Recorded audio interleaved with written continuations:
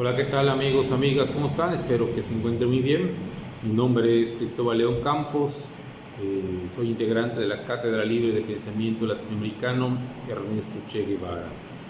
Y hoy quiero compartir con ustedes algunas breves reflexiones en torno al proceso revolucionario de México, que cumple 110 años de su inicio, y particularmente refiriéndome a algunos aspectos acontecidos en el estado de Yucatán, en la península.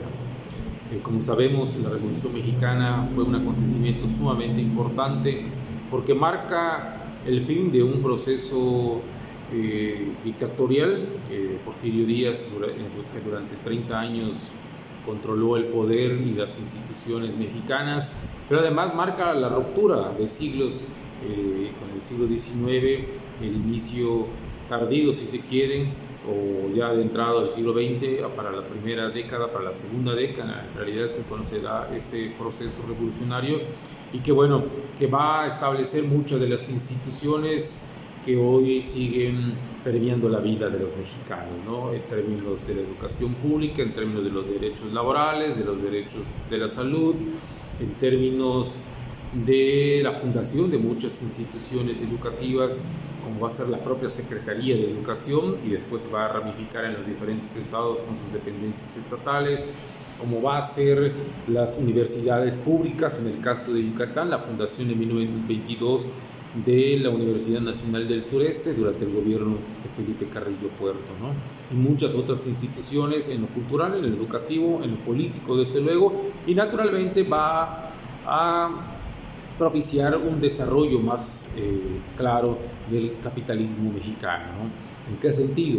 En Yucatán, durante el siglo XIX, desde la tercera década o la tercera parte, del siglo XIX para adelante, el auge nequenero va a comenzar a generar ganancias sumamente redituables para la burguesía, para una casta divina, como se le va a conocer aquí en Yucatán, en detrimento de las condiciones laborales de miles de trabajadores, peones, trabajadores agrícolas, trabajadores acasillados en las haciendas, esclavizados totalmente, desprovistos de cualquier derecho, no solo laboral, sino humano en general, en condiciones extremas, por la sobreexplotación que padecían, por las larguísimas y extenuantes jornadas de trabajo, por la poca remuneración económica que recibían, y desde luego sin ninguna condición de salubridad ni nada de lo que hoy estipula la ley, aunque no siempre se cumple. Todas estas y muchas otras, desde luego, instituciones y derechos establecidos en la Constitución de 1917 como resultado del proceso revolucionario y del constituyente a que convocara Venustiano Carranza y la corriente que él representaba de la revolución, para finales de 1916 y principios de 1917, la Constitución, como sabemos, se promulga el 5 de febrero de 1917, va a reunir todos estos derechos y muchos más, laborales, de salud, de educación, que van a dar sentido o que dieron sentido durante muchos años a México. El proceso o las últimas décadas vividas en México del periodo neoliberal del capitalismo mexicano vinieron a trastocar hacia atrás de una forma retrógrada totalmente, con contrarreformas de los derechos del pueblo mexicano, ¿no? De los derechos del proletariado, del campesinado, con diferentes leyes que han permitido o han facilitado, mejor dicho, el despojo de tierras, que han facilitado la violación de los derechos laborales. Hoy en México se discute el outsourcing. El gobierno federal en discurso plantea su eliminación, aunque en la práctica, sabemos que es algo mucho más complejo, respondiendo en un gobierno, cuando hablamos de un gobierno capitalista, como sigue siendo la llamada cuarta T, ¿no? Y los derechos de la salud que hemos visto que en todo el mundo están vilipendiados y tan urgentes en medio de esta pandemia que nos ha golpeado desde diciembre del año pasado, que ya hemos rebasado más de 1.200.000 muertos en todo el mundo. En México ya muy cerca de los 100.000, con más de 1 millón de contagios, y unas condiciones verdaderamente extremas, ¿no? Y que se han juntado, desde luego, la falta de derechos de salud se han juntado con las condiciones extremas de trabajo, de sobreexplotación de miles de personas a lo largo del mundo, en México, con las maquiladoras, con el outsourcing ya mencionado, con la violación flagrante de sus derechos laborales, con la falta de condiciones idóneas para el trabajo en los centros de trabajo, sean en sus fábricas, sean oficinas, sean departamentos gubernamentales, sean universidades, sean cual sea el centro de trabajo, ha quedado en evidencia esa falta, ¿no? Y que hoy vuelve a estar en la palestra de la discusión esa necesidad por las condiciones de salubridad y de salud que son necesarias tener para la garantía de la vida, en un sentido literal, ¿no? Bueno, la Revolución Mexicana vino a eso, ¿no? Decíamos del siglo XIX para el siglo XX vino a buscar establecer todas estas y resolver todas esas necesidades sociales que venían manifestándose ya con diferentes huelgas, con diferentes protestas, con diferentes publicaciones, diferentes reclamos sociales en toda la latitud mexicana, ¿no? En México, en Yucatán, perdón, decíamos las condiciones extremas de vida de los trabajadores hacendados, aunado a las condiciones incipientes del proletariado yucateco, de la clase obrera, que ya había realizado su primera huelga en 1911, encabezado por los trabajadores ferrocarrileros particularmente, y quiero resaltar la figura del revolucionario Héctor Victoria Aguilar, un yucateco apegado siempre a la conciencia de clase que él mismo va desarrollando en los talleres. Era un trabajador ferrocarrilero en los talleres de aquí de Yucatán, que va a participar en el Congreso Constituyente de 1916-17 como diputado y representante de Yucatán. Va a ser parte de las discusiones del artículo 123 que regula el trabajo, y va a ser, creo que, la voz más crítica, la voz que ha representado con mayor agudeza las verdaderas demandas del proletariado, no solo yucateco, mexicano y en realidad internacional. En ese sentido quiero leer el primer párrafo nada más de su primera intervención en el Congreso Constituyente en relación al artículo 123. Y me permito leerles muy brevemente este párrafo. Señores diputados, cuando un obrero viene a la tribuna, cuando viene por primera vez ante un público tan consciente, es necesario declarar que, por efecto de la educación que ha recibido, tenga necesariamente errores en el lenguaje. Pero esa falta de erudición se suple cuando su actuación en la vida patentiza su honradez. He creído necesario hacer esta aclaración porque no quiero que mañana o más tarde los académicos trasnochados, los librófolos con lenguaje de esparadrajo, vengan a decir aquí, a la peroración del representante de Yucatán, o le faltó una coma, o le sobró un punto, o una interrogación. Así inició su discurso Héctor Victoria en el Congreso Constituyente, y creo que deja demostrado, primero, su vocación consciente revolucionario, segundo, el rechazo a todas estas figuras y artilugios, no solamente legaloides, sino intelectualoides y academicistas, que al final de las palabras no pasan a los hechos, ¿no? O no han hecho reales actuaciones en favor del mejoramiento de las condiciones de vida de los trabajadores, ¿no? O de la población en general, ¿no? Héctor Victoria es un constituyente que es una de esas figuras que es necesario rescatar, que ha quedado al margen de la historia oficial, que ha quedado al margen de la historia popular también. Es una figura desconocida en muchos sentidos para los propios yucatecos, desafortunadamente, que en el marco de la historia nacional también ha sido relegado, pues que otras figuras son citadas cuando se habla de la redacción del artículo 123.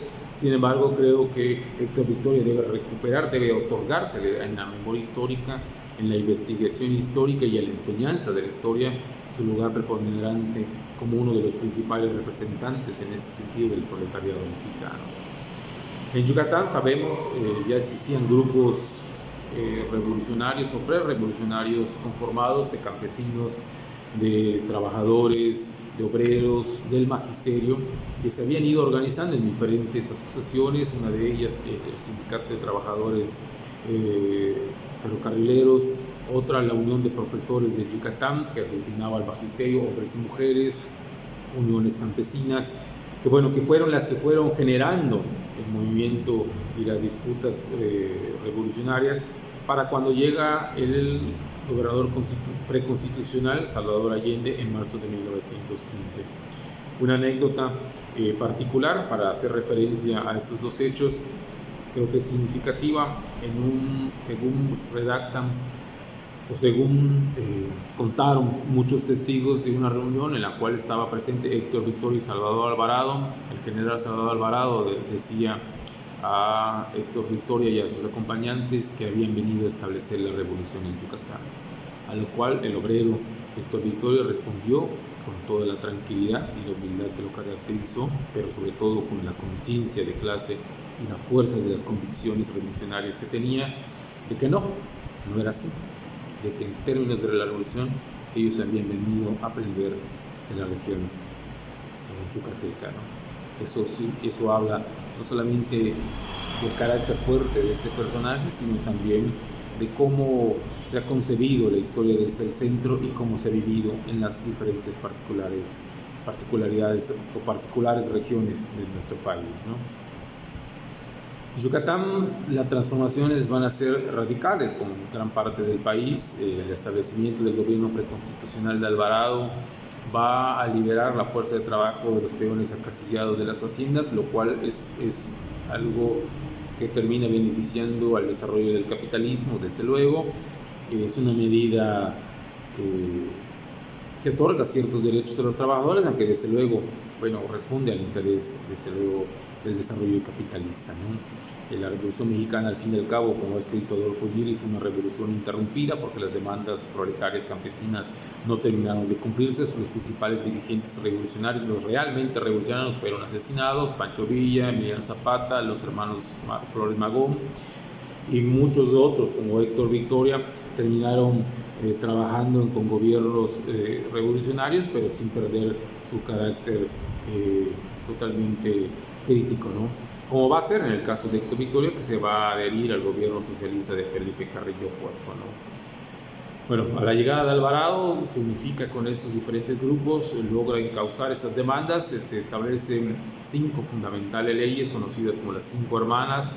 Una de las principales es la Ley del Trabajo, que va a recoger lo que ya habíamos mencionado, las demandas de la huelga de 1911, les va a dar cauce, las vuelve ley y va a ser la plataforma que va a presentar Héctor Victoria en el Congreso Constituyente de 1917, ¿no? Esa es la muestra de que la revolución en Yucatán también tiene grandes aportaciones al contexto nacional en un sentido más amplio, ¿no? Asimismo, Alvarado dicta una ley en 1915, la Ley de Educación, que lo que va a hacer es crear o unificar la educación, generando la educación mixta, la educación de ambos sexos en los centros educativos, obligando a la fundación, tanto a los hacendados como a los municipios, a la construcción de escuelas para el comienzo de la educación rural. Yucatán también es precursor de la educación rural que después Moisés Sanz va a desarrollar junto con José Vasconcelos, ¿no? Pero ya hay ciertos lineamientos aquí en Yucatán. Incluso un profesor, Albino J. López, escribe un folleto que habla de la necesidad de la fundación de una escuela normal rural para la formación de profesores, algo adelantado para la época, porque la fundación de las escuelas normales va a iniciar una década después, ¿no? en nuestro país, ¿no? Uno de los aspectos sumamente importantes que reconocer y que recordar aquí en Yucatán es precisamente el aspecto educativo. Durante el gobierno de Alvarado se celebra el primer Congreso Pedagógico de Yucatán en septiembre de 1915. Al año siguiente se celebra el segundo en agosto de 1916. Y en esos congresos se va a debatir la escuela del trabajo, la educación mixta, el papel de la mujer, el papel del maestro en general, en términos del magisterio, el papel de la mujer en la educación, el papel preponderante que tiene la mujer, no solamente porque es en términos de cantidad, son más maestras que maestros, sino también incluyendo durante el periodo alvaradista o preconstitucionalista hay un gran auge de la discusión de los derechos de la mujer, ¿no? ejemplo de eso va a ser que en 1916 se celebra el primer congreso pedagógico en México, que se hace aquí en Yucatán, y el segundo a nivel latinoamericano, ¿no? Algo fundamental. ¿Y quiénes van a ser las participantes y las organizadoras? Las maestras, el magisterio yucateco. Grandes maestras se van a concentrar para discutir sus derechos, para reclamar sus derechos y para poder establecer líneas de lucha que hasta hoy siguen vigentes. Como sabemos, el movimiento feminista es uno de los movimientos más fuertes y articulados hoy en nuestro país, ¿no? Bueno, en estas discusiones de los congresos pedagógicos en Yucatán, dos corrientes van a ir despuntando: la Escuela por el Trabajo, que es la que Alvarado va a ir implementando durante sus 2-3 años de gobierno. Alvarado se retira de Yucatán en 1918, no es gobernador. Las propias leyes que él promulgó impiden que él pueda elegirse ya como gobernador constitucional. Va a ser el obrero Carlos Morales, ¿no? Bueno, en estas discusiones educativas, la educación racionalista va a destacar, la cual va a ser instaurada oficialmente por Felipe Carrillo Puerto como la educación oficial, decretada en febrero de 1922, cuando Carrillo Puerto toma posesión. Es el primer decreto de Carrillo Puerto.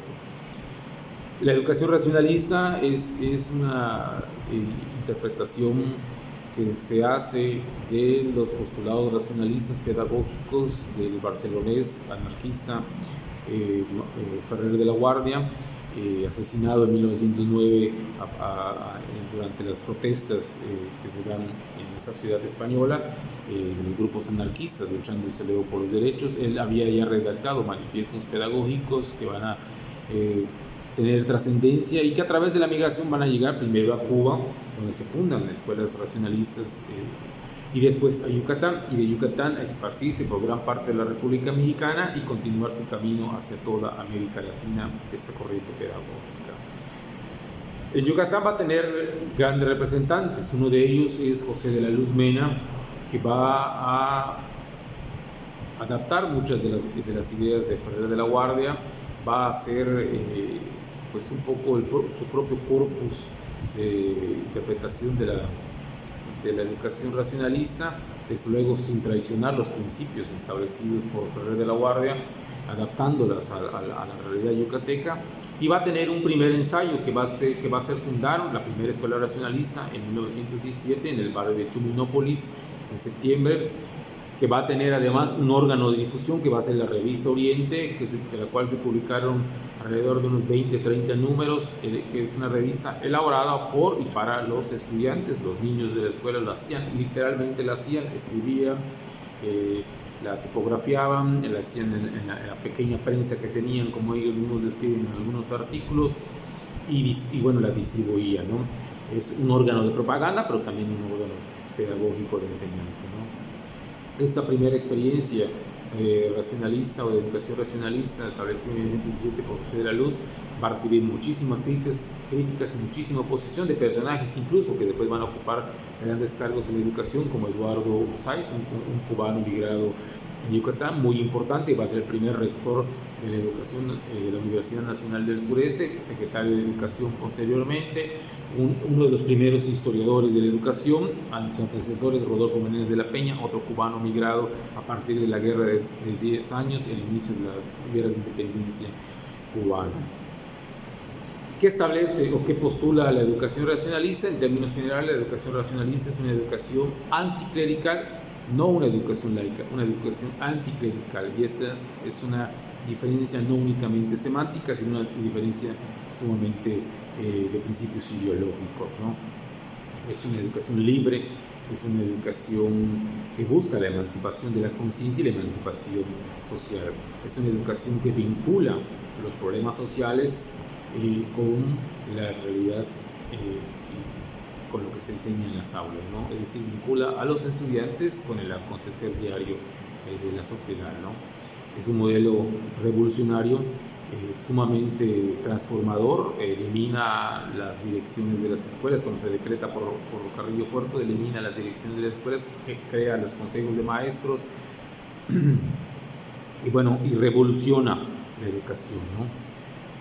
Como sabemos, el gobierno de Felipe Carrillo Puerto es un gobierno que dura poco menos de 2 años, va de febrero de 1922 hasta diciembre, enero de 1924, cuando el 3 de enero es asesinado Carrillo Puerto junto con sus hermanos y otros colaboradores. Y bueno, se rompe este proceso o se trunca este proceso revolucionario, particularmente en la educación. Ya José de la Luz Mena había sido nombrado incluso representante o secretario de Educación, coordinador de la educación, porque la figura del secretario no existía propiamente. Es combatido por las fuerzas reaccionarias y logra que sea removido. Sin embargo, el proyecto racionalista continúa.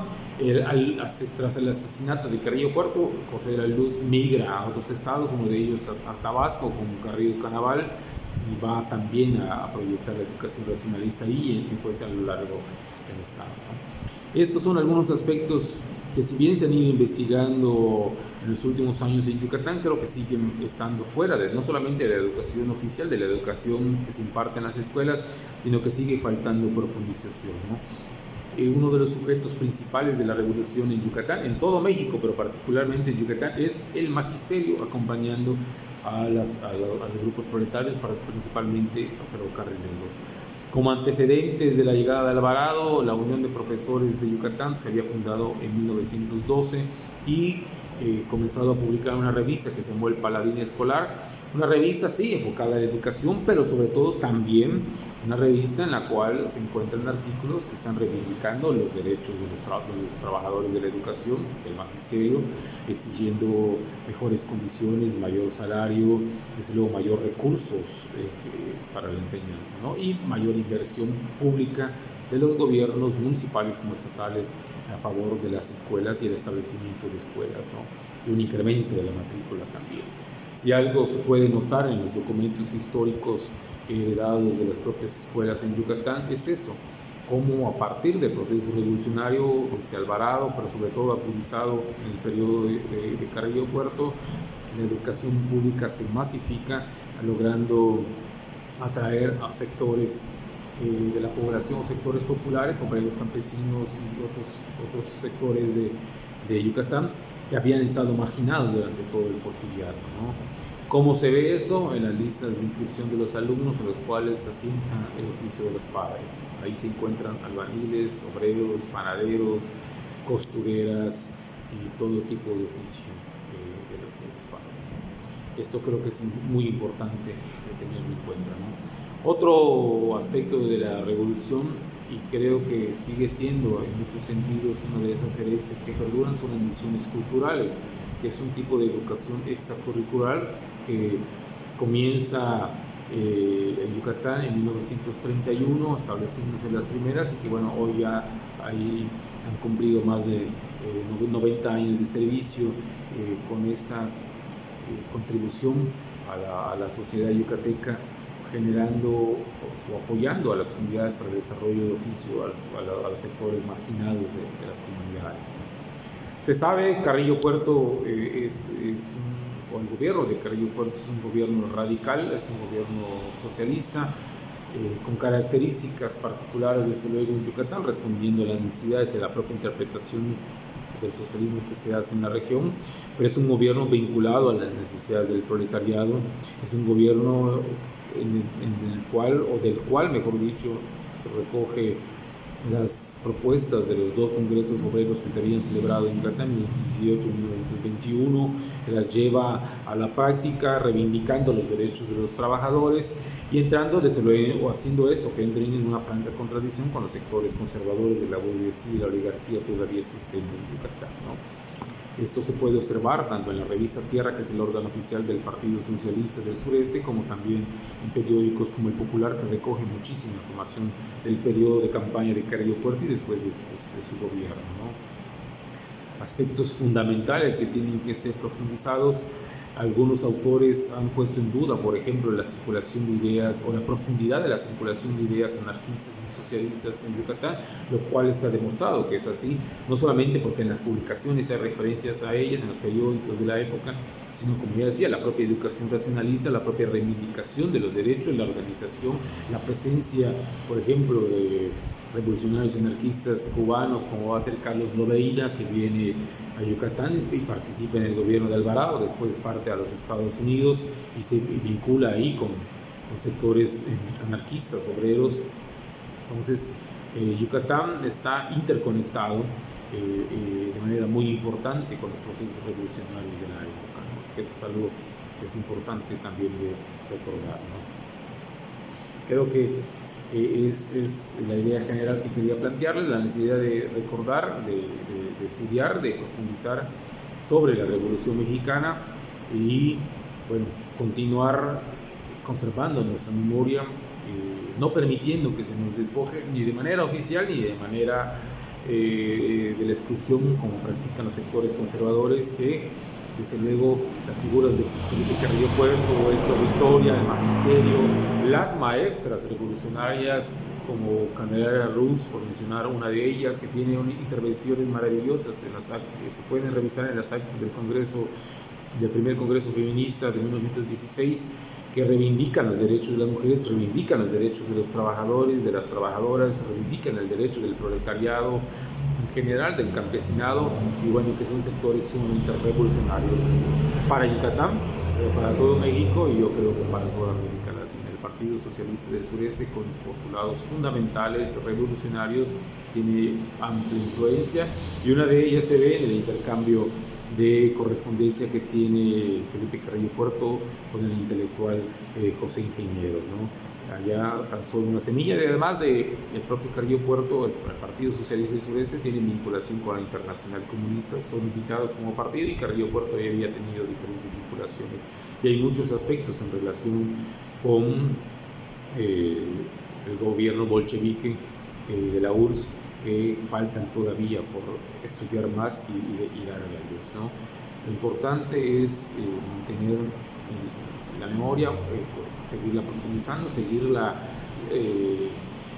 complementando con más investigaciones, mucho más análisis, y desde luego con la difusión y la enseñanza de una parte sumamente fundamental de nuestra historia, como fue la Revolución Mexicana, que si bien es cierto, como dijo Adolfo Juli, una revolución traicionada, una revolución interrumpida, pero una revolución que sí logró sembrar muchísimas bases de justicia social que hoy, que desde hace décadas han sido otra vez amenazadas por los gobiernos ultraconservadores neoliberales de México, y que bueno, los y las trabajadores tenemos que seguir luchando, pugnando en el campo, en la ciudad, en las fábricas, en todos los lugares, por nuestros derechos, por la reivindicación de ellos, por la memoria histórica que nos pertenece, y por seguir haciendo de México un país mucho más justo, más igualitario, más democrático y más libre. Con esta gran herencia histórica que tenemos y con cada uno de los diferentes movimientos que hoy nutren esa esperanza de un mejor México, como es el propio movimiento feminista, el movimiento zapatista, la lucha proletaria obrera que se sigue dando y la lucha campesina que sigue dándose en todo nuestro país.